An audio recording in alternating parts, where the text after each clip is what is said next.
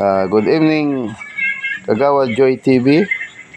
So, narito po kami, kasama ko ang isa sa magiting at masipag na barangay tanod ng Tarisi. Walang iba kundi si, anong pangalan nyo, sir? Doming Supalayaw. Ano yung buo para makilala? Dionisio Gupitan. Middle name nyo po? Mercado. So, ibig sabihin, kayo ay barangay tanod ng Tarisi. Pinsan nyo si Cap, no? Cap Jerry. Yan. So, good evening, Cap. Naka-duty kami ngayon habang bago mag-ronda kami ay gusto kong interviewin si Chudoming, yung palayaw nila, kasi si Chudoming minsan nakita ko na marami siyang ginagamot sa bahay nila. So ang talent nila po, maliban sa pagiging yung sa bukid, nagtatanim sila ng kung hindi palay, mais, ano po, pwede Chudoming, mayroon kayo kuliglig. So kayo po ay nanggagamot ng nakagat ng aso.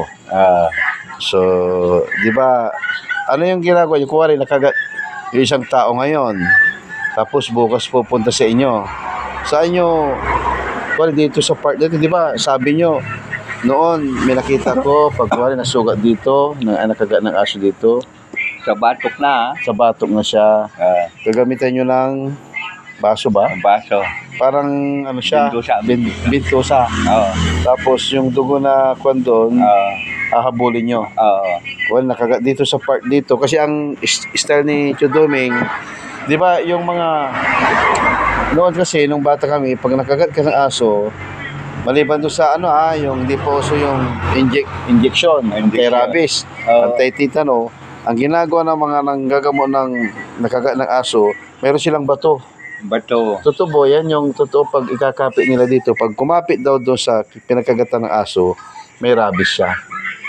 At tapos, sinisip-sip nila kung saan part yung nakagat. Si Chudoming naman, hindi sip-sip Hindi. Yung may susugatan kayo.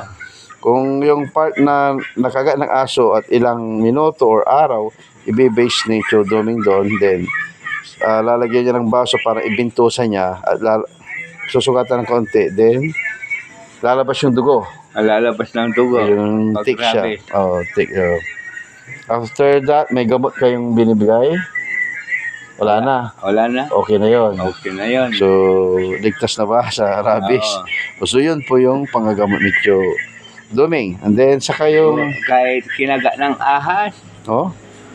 Kubra, kung ano, gano'n. Pag kinagat ng asawa Asawa? Hindi, pag kinagat ng asawa, anong gamot nun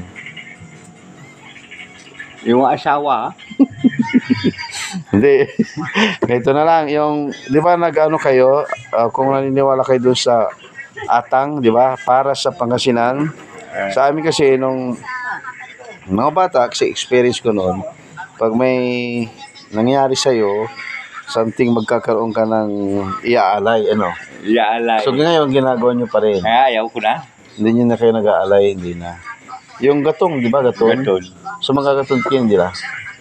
Paano yung itlog na ipapatayo sa, yung imagine yung mga nanggagamot tulad ng Chudoming, yung itlog, kaya nilang patayuin doon sa, kuwari piso or noon, 25 cents noon. At kaya nilang patayuin doon kasi sila po ay nanggagamot. So, nakapagtataka rin doon. So, gini nyo ang ginagawa. Ginagawa ko yun. Ginagawa nyo pa rin. Sila na mag-alay. Ang kagandahan kay Chudoming, pag nanggagamot, ay nakadepende rin doon sa mga halamang gamot. Diba yung mga dahon ng oregano? Herbal. Diba yung para ubo? Oregano. Oregano. Sampaga. Ano pa yung mga? Marami, di ba? Balikot po. Actually, sa atin, dito sa Pangasinan, sa Tarisi, maraming tumutubo na damo. Akala natin damo ay gamot pala. Paragis, talindanon sa Pangasinan, pati yung makahiya. Makahiya. Huwag mo lang palaging tabihan kasi nahihiya. Pag kukunin mo yung mahihiya, sa'yo baka hindi mo makuha. Yung Chudoming yung si Chudoming noon nang hola din May nang hola na ba kayo na nakatotoo? Mayroon na marami. Marami na doon. Oo. So sila ay naniniwala sa hula. At tanong ko kay Tio Doming, paano mo malaman na yung manghula hindi totoo? Ay, dito ba? Yung hula. Paano mo malaman?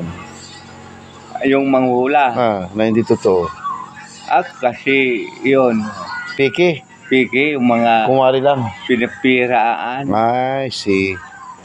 So, ganoon pala yun. Yung may mga manghula na minsan nagkakatotoo, yung iba naman ay gusto lang magkapira. So pandarambong o pandadaya sa kapwa. Oo.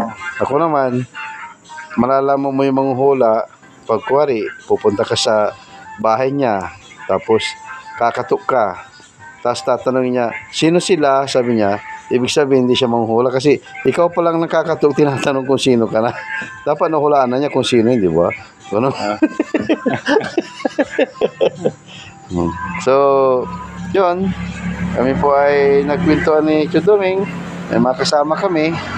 Sila Kuya Bernard Dupitas, yung kapatid nila, yung deputy natin, medyo na dyan sa gilid. Sila Kuya Ray De Vera, then Kuya Sibring. So mamaya po ay mag-roll na tayo. At yun. Salamat sa pakikinig sa amin. Tio Doming, mag-hi na kayo. Babay na kayo.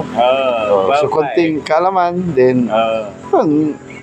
Kung may mga kilala ko yung gusto pagkamot, welcome kay Tio Doming dito sa Barangay Tarisi. Purok 5, ano? Purok 5. Purok 5, yan.